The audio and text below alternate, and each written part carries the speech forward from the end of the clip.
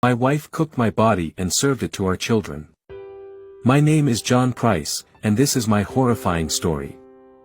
I am the father of 3 children when I meet my second wife, Katherine Knight, in Aberdeen, Australia. I am happy in this new household, although I am aware of Katherine's past. She was born in a dysfunctional environment, particularly with questionable sexual education given by her parents. In school, Katherine was aggressive towards her peers and never learned to read or write. At 16, she starts what she calls her dream job, working in a slaughterhouse. I know that she was violent towards her ex-husbands and her own children. She even tried to throw one of them under a train. She has also assaulted numerous people and animals with axes and other unusual objects. Despite all this, I move in with Katherine in 1995, but I refuse her marriage proposal in 1998. As revenge, she films objects she claims I stole from my workplace, leading to my termination after 17 years in my position. I decide to kick Katherine out, but a few months later, I agree to resume the relationship, although I refuse to live with her.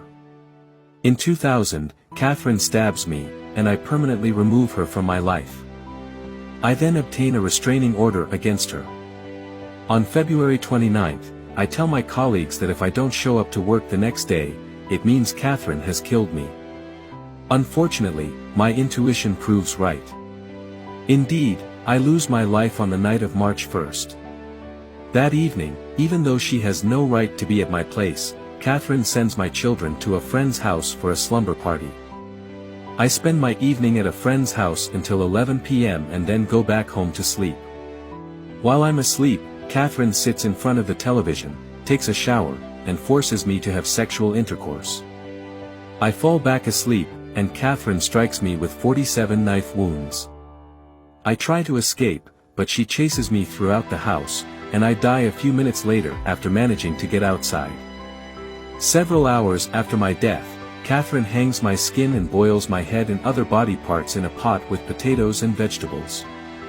She then sets the table to serve my flesh to my own children, taking care to indicate their names.